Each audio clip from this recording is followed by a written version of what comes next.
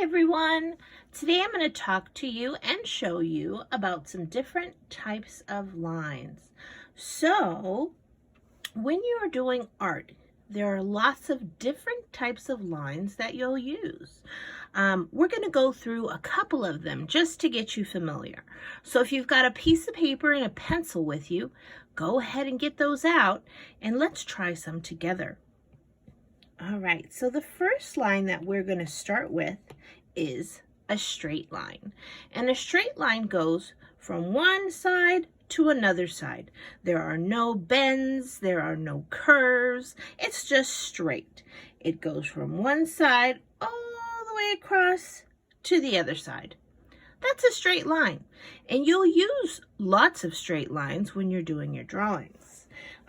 For example, if you're drawing a house, you need straight lines, or even things on your desk like a pencil or a table. Lots of things will have straight lines. Next, let's look at a zigzag line. Now, I like the zigzag line. It's a lot of fun to draw. When you draw it, you make the top of a triangle, and then you don't pick up your pencil. You just continue to keep making the tops of triangles, and they're all connected. And by the end of it, you'll see that you've made a zigzag line. You can also make different types of zigzag lines. They can be very close together. They can be more spread apart. There are lots of different ways to make zigzag lines. All right, now let's try a wavy line. So this wavy line moves a lot like the letter S. So if you've ever written the letter S, you'll notice that it makes a wavy line. Well, this wavy line is basically making an S, and then another S, and then another S, and another, and you just continue it. So I've done it sideways, and you can give that a try too. Maybe you can try both ways, see which one you like best. But I'm just making mountains and valleys. Look, mountain, valley, mountain, valley. There we go. That's a wavy line. All right, so we've gone through 3 of them. Next up is a scallop line. Now, this scallop line, really, you know what it is? It's a bunch of letter U's that are all connected. I'll show you. Here's a capital U. I'm still going to use the same line. I'm going to make another capital U. And I'm going to keep on going. And if you want to really try it out, see if you can go without stopping. And you know what? Now it's starting to look like a bunch of W's. But you get the idea. These are scallop lines. And these are a lot of fun to add for details, like details of a dress or maybe the roof of a house. You can use scallops for lots of things. All right, next up is a dotted line. So it's a lot like the straight line, except, well, it's made of dots. So we start off with a circle, and then another circle, and another circle, and another one. And I just keep on going. And you can make this in any pattern you'd like. You can do just plain dots.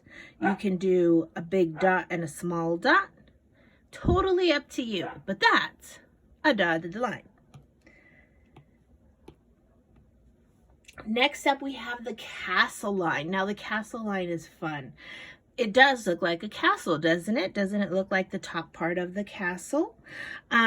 So to make the castle line, we're basically going to be making a lot of straight lines. So we're going to make a straight line across, and a straight line up, a straight line to the right, straight line down. And we're going to continue that. Straight line to the right, straight line up, straight line to the right, straight line down. And it'd be really awesome if you can just continue without stopping. And it might take some practice. And I would recommend going slowly because, you know, when you go fast, things can get rather sloppy. I'll show you what I mean.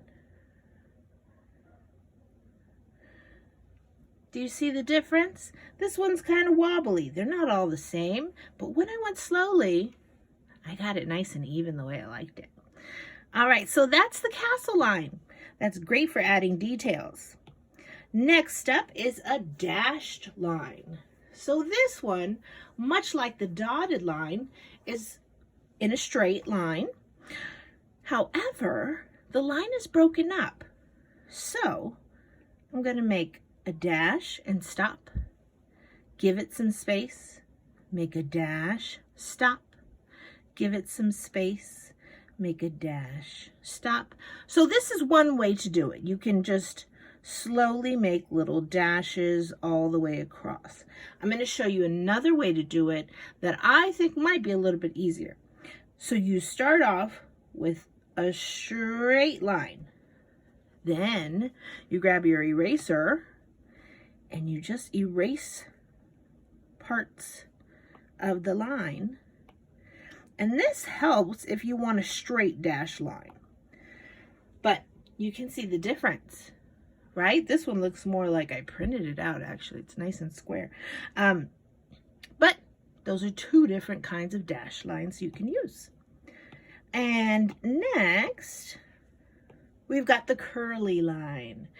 I like the curly line. It's one of my favorites, probably because I have curly hair. So I used to draw this quite a bit when I drew myself. So to make a curly line, we're going to start off like we're going to make a circle. But when we get to the middle, we're going to round it up and to the side. Okay, I'm going to do that again. So we're going to start off like we're going around to a circle. But then right towards the middle, I'm going to round it up, throw it to the side. Okay? This is also fun, once you got the hang of it, to just kind of continue without stopping. And slow and steady is the way to go. Okay? This is a great line for adding details like curly hair. All right, and last but not least for our little tutorial today is a spiral line. I love this line. It's a lot of fun. We start off with a point. So sometimes I'll just put a dot in the middle of my paper. Then I'm going to curve a line around. So do you see how it looks like the letter C, but it's backwards? So I start with that, letter C. Then as I curve it around, I'm going to look at this line and I'm going to copy it, but I'm going to leave space. And I'm just going to follow that line. I'm going to keep copying it, but I'm making sure that my lines don't touch because I want them to have space. All right, and that's a spiral line. Sometimes I use this line and I'll just close it on itself, add a stick, and I can make a lollipop. All right, but you can use spirals for lots of things. You can also go the other way. So we could put a dot here, make the letter C, and then go around. You can make an even bigger spiral. Okay? All right, and that'd be good for like a seashell, lots of things. All right, that's it for all of our different types of lines. I hope you had fun practicing and keep on doodling. All right, bye guys. See you next time.